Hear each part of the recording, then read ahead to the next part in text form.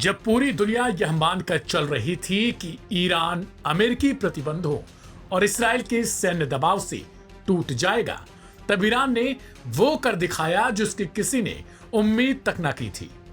अप्रैल 2024 से मार्च 2025 के बीच ईरान ने 12,290 ट्रिलियन रियाल यानी करीब 14.1 अरब डॉलर का टैक्स राजस्व जुटाया।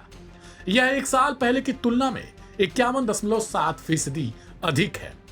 ये आंकड़े ऐसे समय पर सामने आए हैं जब इसराइल खुद आर्थिक संकट से जूझ रहा है। ईरान इसराइल के बीच हुए 12 दिनों के युद्ध के बाद इसराइल की अर्थव्यवस्था चरमराने लगी है। हाइफा ऑयल रिफाइनरी, जो इसराइल की ऊर्जा जरूरतों का बड़ा हिस्सा पूरा करती है, उस पर ईरानी मिसाइलों के कई हमले हुए। ऐसी मार पड़ी कि वो अभी तक उठ खड़ा नहीं हुआ। रिपोर्ट्स के मुताबिक इस रिफाइनरी को अक्टूबर 2025 से पहले पूरी तरीके से चालू नहीं किया जा सकता, जिससे 150 से 200 मिलियन डॉलर का नुकसान हुआ है। इसके उलट ईरान का कच्चा तेल उत्पादन जून 2025 में सिर्फ 1.87% घटा। यह दर्शाता है कि युद्ध का असर ईरानी अर्थव्यवस्था पर बेहद सीमित रहा। ईरानी मीडिया प्रेस टीवी के अनुसार ईरान की सरकार ने पिछले कुछ सालों में तेल पर निर्भरता कम करने और टैक्स बेस को मजबूत करने के लिए बड़े कदम उठाए हैं। इसका ही परिणाम है कि अब टैक्स से ही ईरान की सरकार अपनी 50% से अधिक बजटीय जरूरतें पूरी कर रही है, जबकि साल 2021 में यह आंकड़ा सिर्फ 30% से भी कम था। यह सफलता इसलिए भी अहम है। Aim right, achieve big. At KR Mangalam University, we provide you the platform to turn your dreams into reality. At KR Mangalam University. क्योंकि ईरान अब भी अमेरिकी प्रतिबंधों के तहत है, जिससे उसकी तेल बिक्री वैश्विक बाजारों में सीमित है। फिर भी ईरान न केवल टिक पाया, बल्कि उसने अपनी अर्थव्यवस्था को विविधतापूर्ण बनाकर स्थिरता और विकास का रास्ता चुना। युद्ध से पहले ईरान और अमेरिका के बीच परमाणु कार्यक्रम को लेकर 5 दौर की बातचीत हो चुकी थी, लेकिन 13 जून को इसराइल ने ईरान पर प्री एम्प्टिव स्ट्राइक के नाम पर हमला किया। इसके जवाब में ईरान ने इस्राएली ठिकानों पर जवाबी कार्रवाई की और यहीं से 12 दिनों का युद्ध शुरू हुआ। इस युद्ध में अमेरिका ने इसराइल का साथ दिया और ईरान के परमाणु केंद्रों पर हमला किया, लेकिन बाद में जब स्थितियां नियंत्रण से बाहर जाने लगी तो अमेरिका ने खुद सीज फायर की घोषणा कर दी। इस युद्ध के बाद जहां इसराइल घरेलू असंतोष, महंगाई और संसाधन संकट से गिरा, वहीं ईरान अपनी आर्थिक रिपोर्ट के साथ अंतर्राष्ट्रीय मंच पर यह संदेश देने में सफल रहा कि वह अब आर्थिक रूप से आत्मनिर्भर और रणनीतिक रूप से मजबूत हो चुका है। यह पूरा घटनाक्रम बताता है कि ईरान न केवल कूटनीतिक तौर पर बल्कि आर्थिक स्तर पर भी पश्चिमी दबावों से बाहर निकल रहा है और एक नई क्षेत्रीय शक्ति के रूप में उभर रहा है, जबकि इसराइल अब अपने ही कदमों से उलझता नजर आ रहा है।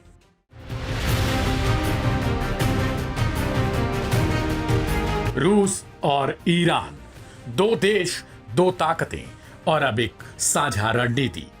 अंतर्राष्ट्रीय राजनीति में एक नया मोर्चा तैयार हो चुका है, जहां पश्चिमी दबावों को दरकिनार कर ये दोनों राष्ट्र अपने अपने हितों को साधने में जुट चुके हैं।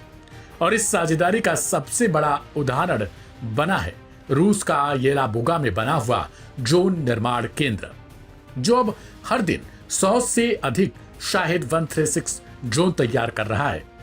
ये वही शाहिद ड्रोन है जो बीते महीनों में यूक्रेन के शहरों पर अंधाधुंध हमलों में इस्तेमाल हुआ।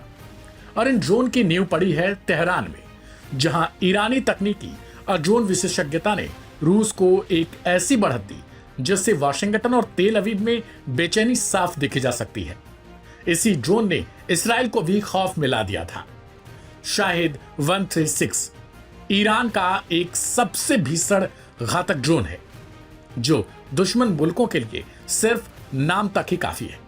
ईरान की मदद से बने इस रूसी कारखाने में जो ड्रोन तैयार हो रहे हैं, वो अब केवल यूक्रेन युद्ध तक सीमित नहीं।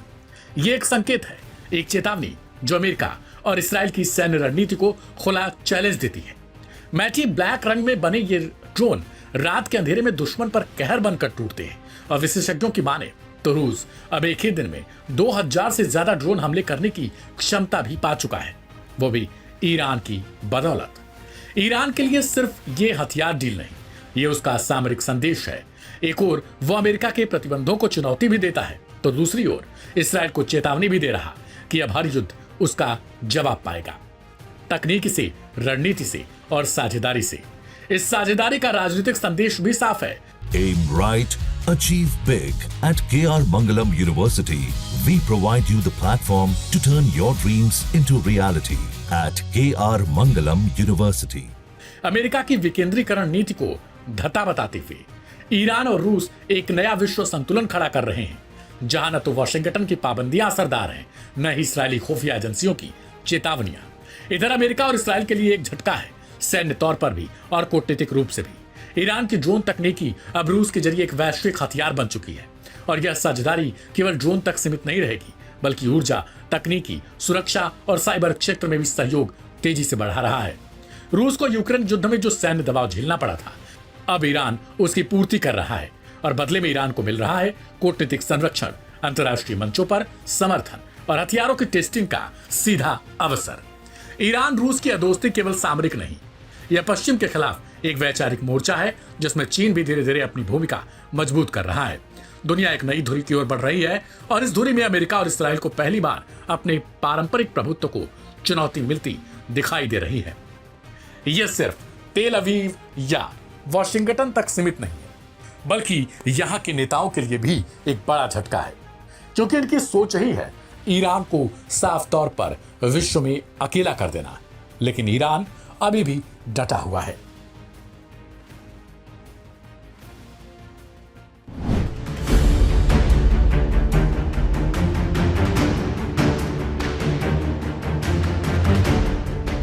युद्ध के मैदान में जब एक देश को अपने सबसे मजबूत नेतृत्व की जरूरत होती है, उसी समय उसका कमांडर बीमार पड़ जाए तो क्या हालात बिगड़ सकते हैं। ये सवाल इस वजह से उठ रहे हैं क्योंकि इजराइल इस समय हूती और हमास के दो तरफा हमलों की चपेट में है। लेकिन प्रधानमंत्री नेतन्याहू अस्पताल में भर्ती रहे और अब घर से काम कर रहे हैं। इसी दौरान हमास के प्रवक्ता अबू उबैदा भी फिर से कैमरे पर लौट आए हैं और अब वो खुलकर इजराइल को धमकियां भी दे रहे हैं।